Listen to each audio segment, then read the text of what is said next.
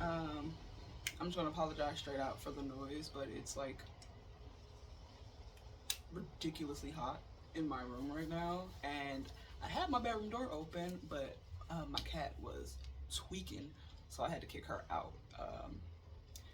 The only other option, opening the window. I live next to a street, so if you hear, cars, that's why. But welcome back to you and to me. I wanted to talk today about motivation because the last time we saw each other, I was like, I have so much to say. Bump a posting schedule. Y'all are gonna be seeing a whole bunch of me.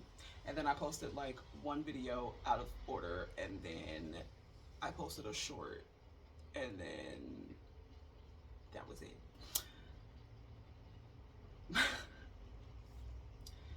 This is what happened on my end. I, not to say I lost the motivation to post or anything like that, but like I just felt like I didn't have,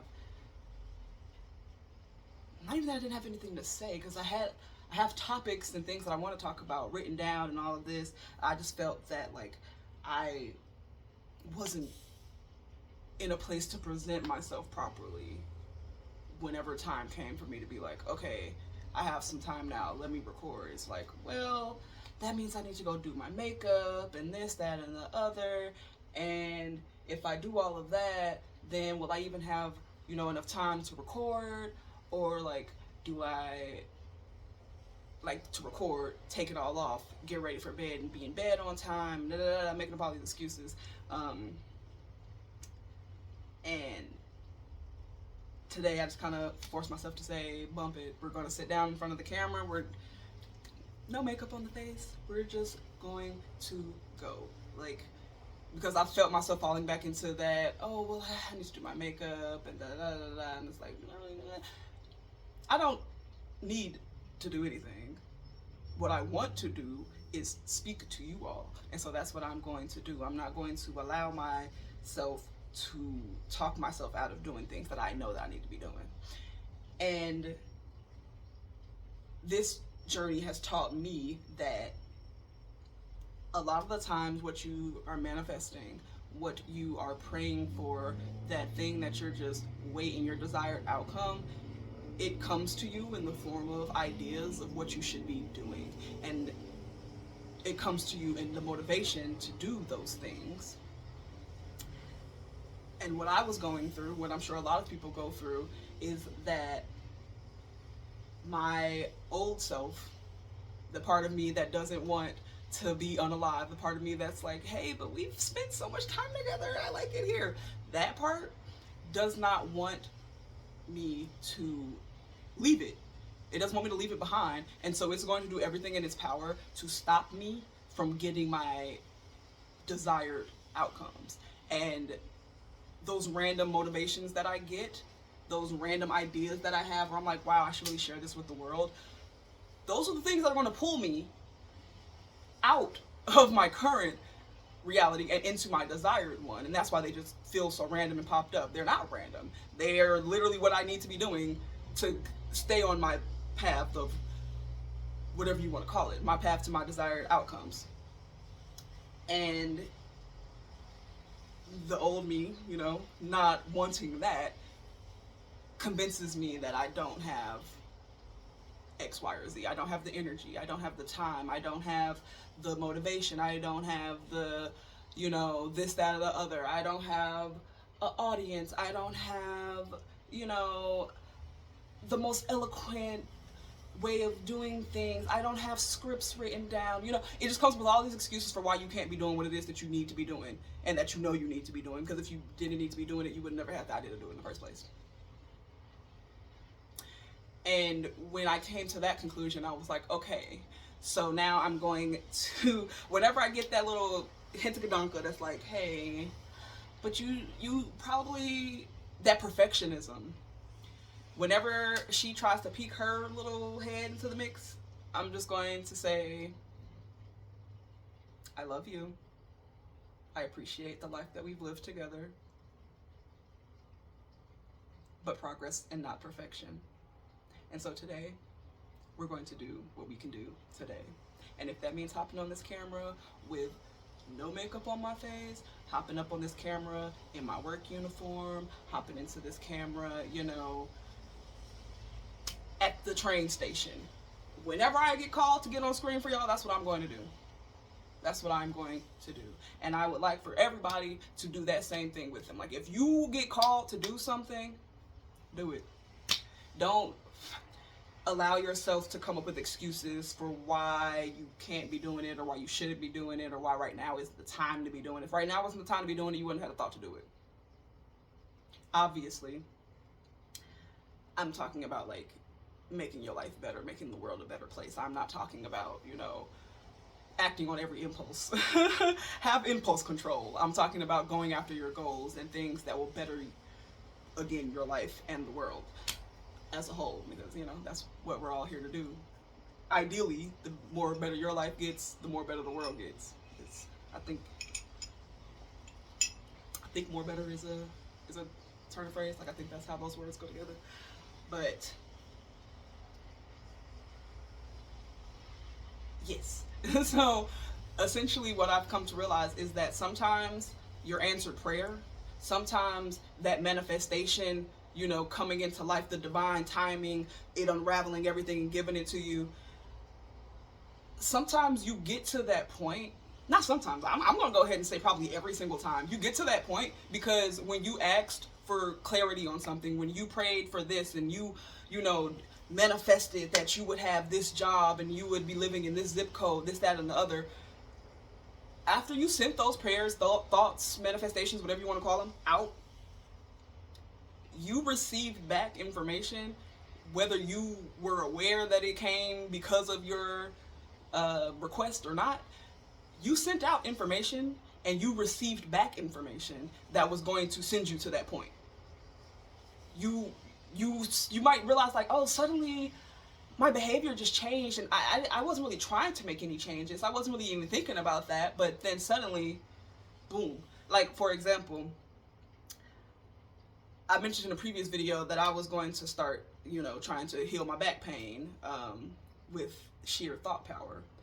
And I mean, I'm gonna just put y'all on. My back has been feeling better. But it's not just some woo-woo rah-rah, I convinced my brain that I don't feel pain.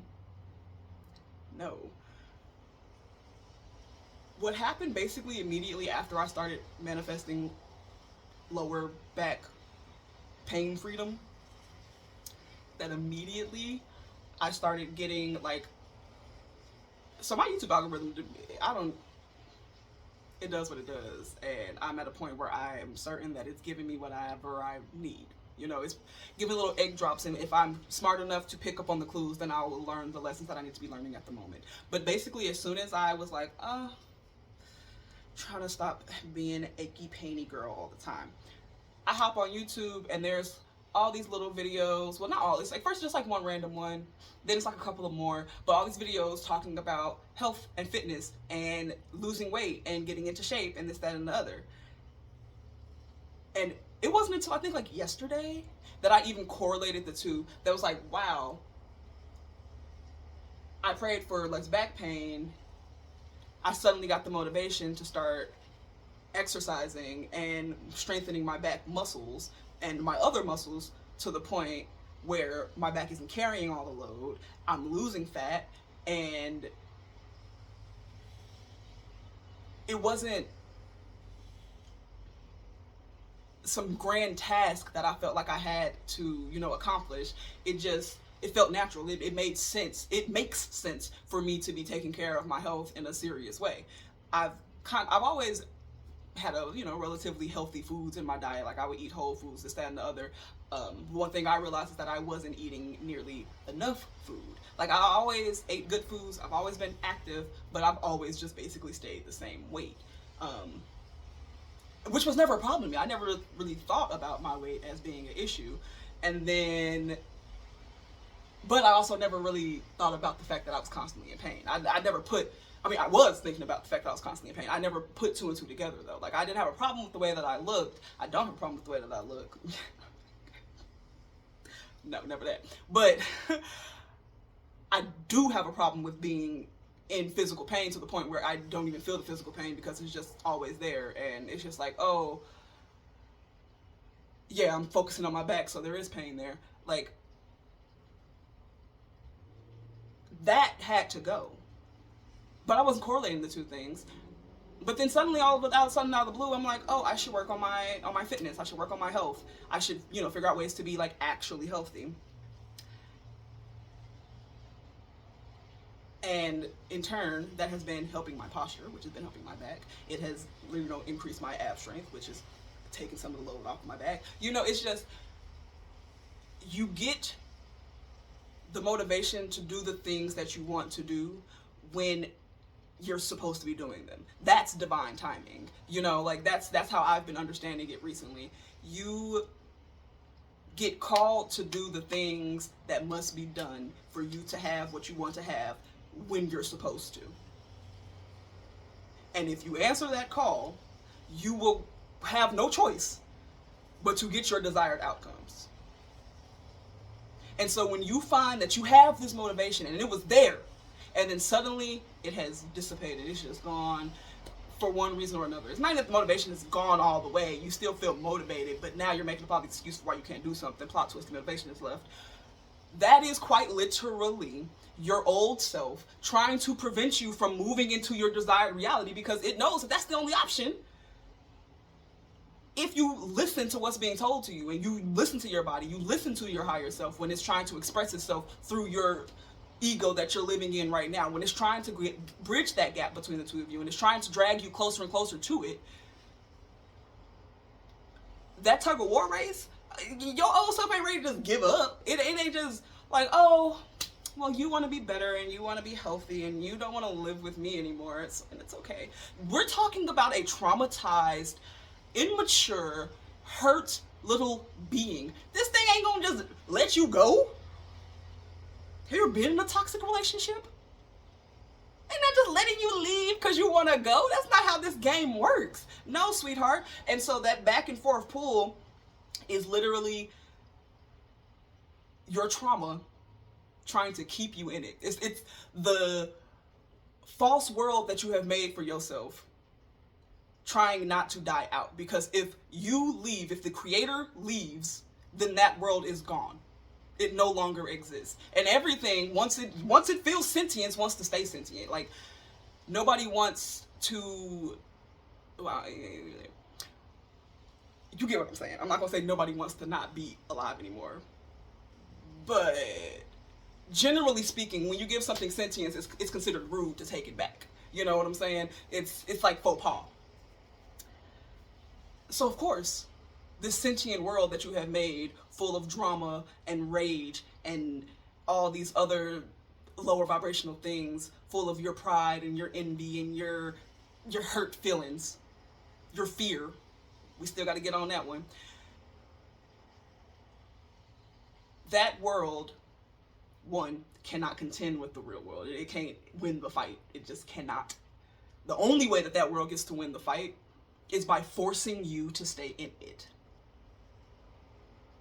Because it is aware that it's fragile and that it's not a real thing, and that the only thing that's keeping it around is your belief in it. And so the best way to keep you believing in that world is to make you not believe in the one that you can get to, the one that you want to be in. To make you believe that the gap between you and your desired self is so wide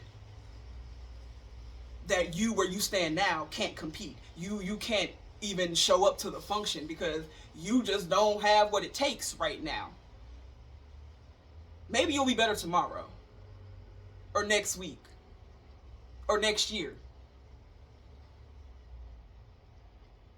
But what they keep doing is they keep pushing the finish, like they keep inching the finish line, but you never actually, you're never actually going to be good enough to be your desired reality according to your old self. Because as soon as you're good enough to get that world, their world ends. And self-preservation is if you can't be mad at something for wanting to stay alive. And so again, When you find yourself sitting in those moments where you're like, I have this great idea, I know exactly what I need to do. Maybe not exactly what I need to do, but like I have a starting point. I have a starting point.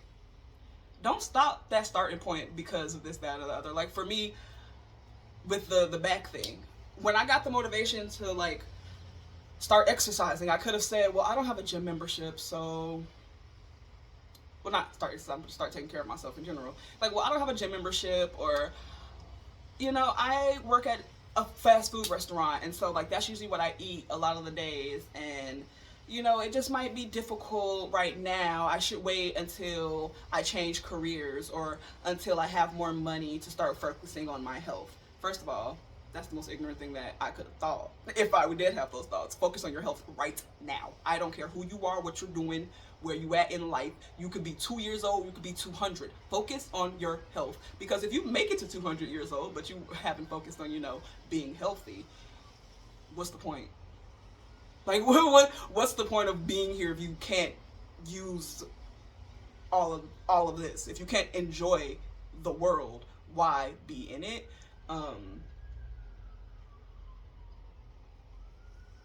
I digress.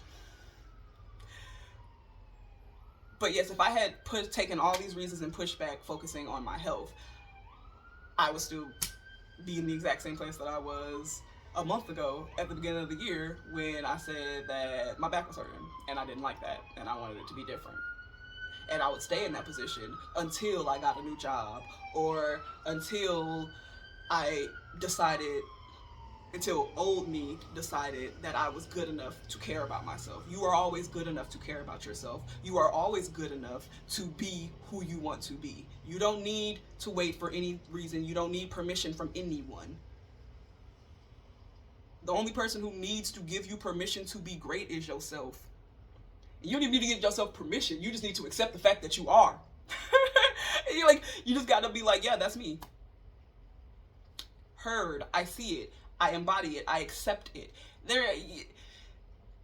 There is nothing externally that you can add onto yourself that will make you worthy of having the life that you want.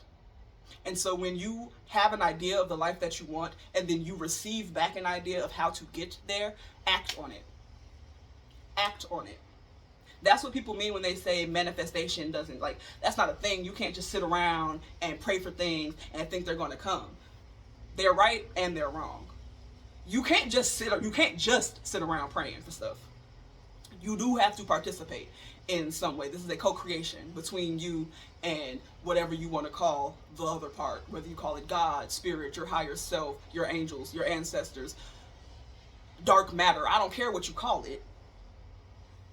But the world that you live in is a creation on both of your parts. And you have to take some responsibility for your life. So yeah, you could pray all day long and you'll be getting answers all day long. But if you at no point hear those answers as the answers to your prayers, and not just like, oh, that was just a fleeting thought that I had, that would be a kind of cool idea. Like, no one can make you do the work.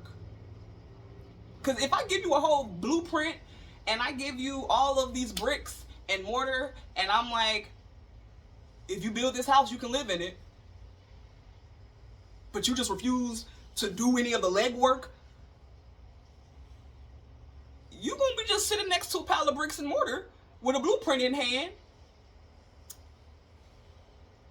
and still be homeless. You're going to have every opportunity to have a beautiful home and just be living next to a pile of bricks because you refuse to just get up and do something. And so the motivation that comes in after you request something is your answer, is what's going to put you in your manifested reality. That is the manifestation. That is the divine timing telling you now is the time, Pookie Boo. Do it. Do it. It's that simple. Get up and do it. Like, do not let your artificial fears hold you back from doing anything. Why do you think you need something? Actually, like, literally ask yourself, if say for example, if I'm like, oh well, I can't record today because I don't feel like doing my makeup. Ask yourself, why do you need to do your makeup to get on camera? For me, I'm never gonna have I'm not gonna have a good answer for that. I'm not for these types of videos. Like, where I'm just sitting and I'm trying to just express information to you. I'm just trying to get some things across to you. I think I look pretty good, you know, plain face. I just started wearing makeup like this year. So why do I think that I have to have a face of makeup on to sit down and talk to you all? That's absurd. So when you find yourself telling you can't do something because of some artificial reason that you came up with in the back of your head, really ask yourself, why do I feel that way? And then work that all the way down until you realize that that's an excuse. That's not real life. I don't have to accept the terms of those agreements, and I can still go and do what it is that I want to do.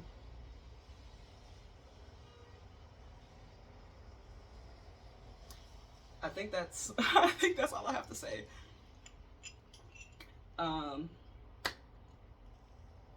Yeah. So I hope this video helped anybody that's feeling stuck. I am going to be taking my own advice. I was about to say hope, but no, ain't no hoping over here. We know what we know. And I know that I am doing what I'm supposed to be doing. And this feels right.